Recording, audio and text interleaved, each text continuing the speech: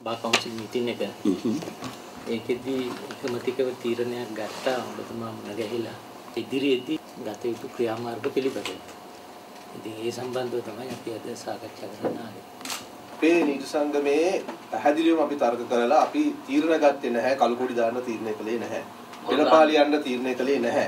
පොල් ගහන්න තීරණය කළේ නැහැ.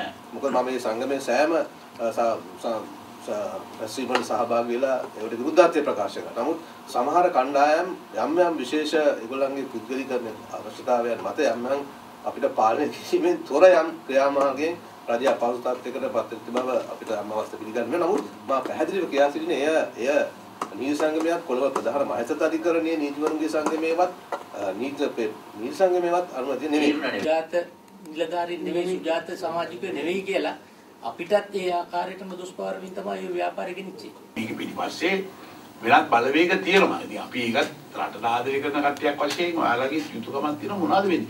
දේශපාලන අදහස් අපි අතර වෙන්න පුළුවන්.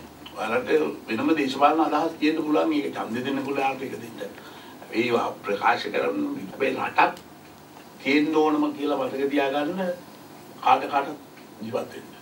මෙතන කාටවත් පිකටින් කරන තරම් බවට පත් කරන්න එපා. පක්ෂව හෝ විපක්ෂව. එච්චරයි මම කියන්නේ. අධිකරණය කියන තැනට අත තියන්නේ. ස්වාධීනත්වය රැක ගැනීම වගේම ගරුත්වය රැක ගන්න. මේක කළු කොටි දාන තැනක් බවට පත් කරගත්තොත් අධිකරණයේ තියෙන ගරුත්වයක් නැති වෙලා ඒතරම් නිකන් තා දේශපාලන ඒකකයක් බවට පත් වෙනවා. එදා ඉතිහාසයේ වුණා. ඉතිහාසයේ කොළ කෑල්ල බිඳුවම අපි ඔක්කොම ලෝයර්ලා යනවා. UNP ලෝයර්ලා, SLP ලෝයර්ලා ඔක්කොම උසාවියේ වැවුවා ගියා. මේ තත්ත්වේ නැවත ගේන්න බෑ. ඕනකම නැති සමහරුන්ට. ඒකට නම් ඉඩ දෙන්නේ නැහැ මම. මේ කෙනාට මේ උසාවි වහලා කොළ කෑලි වලට පිස්කෝල් කෑල්ලක රට පාලනය කරන්න ඉඩ දෙන්න ගියොත් ඉතින් මට රට පාලනයක් ගෙනියන්න බෑ. ප්‍රභාකරනොත් ඒක කරන්න නැතුව ප්‍රභාකරන්ට කරන්න බැරුණා. මේ තත්ත්වේ නැවත ගේන්න බෑ. කොමුණත් එදා ඒ සියලු පාර්ශවයන් එක අදහසක් දැක්වුවා. ඒ තමයි මේ දේවල් මෙතනින් එහාට සිදුවෙන්න වීම වැළැක්වෙන විදිහේ යම්කිසි දෙයක් අපි සාකච්ඡා කළ යුතුයි කියලා ඔබතුමත් එක්ක. කිසිම මේ දේශපාලන අදහසකට එක ඇදගෙන යන්න ඉඩ තිබුණේ නැහැ. එහෙම දෙයක් අපි කරන්න ඉඩ තිබ්බේ නැහැ.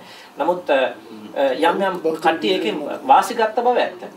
ඒ ක්‍රියාදාමය තුළ යම් අය වාසි ගත්ත බව ඇත්ත. අන්තිම තීරණය ගත්තේ නීති සංගමය කියලා ගත්තේ අර මැනා ඉන්සිඩන්ට් එකේ කරන්න ඕන අපි උසාවිය යන්නේ නැහැ කියලා. ඒක තමයි නීති සංගමයේ හරියට ගන්නේ.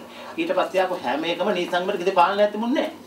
හැම එකම ඒ බ්‍රාන්ච් වලින් කොහෙන්ද නුවර වෙනමයි අර මේ ඔක්කොම ගත්තා තීරණ අරගෙන ඒගොල්ලෝ පෙළපාලිය යනකොට ඊට පස්සේ තමයි නීති සංගමයේ ප්‍රශ්නේ එන්නේ. ඒක ගාල්ලේ ප්‍රශ්නේ ආවේ හයිජැක් කළා ඉවරයි. එතකොට නීති සංගමයට කරන්න දෙයක් නැහැ. ඒගොල්ලෝ ලෑස්ති වෙලා ඔක්කොම කරලා ඉවරයි. නීතිඥ සංගමය ජනතුව හම්බෙන්න අවස්ථා කීපයක් ඉල්ලා සිටියත් අපි ආවේ නැහැ කියලා.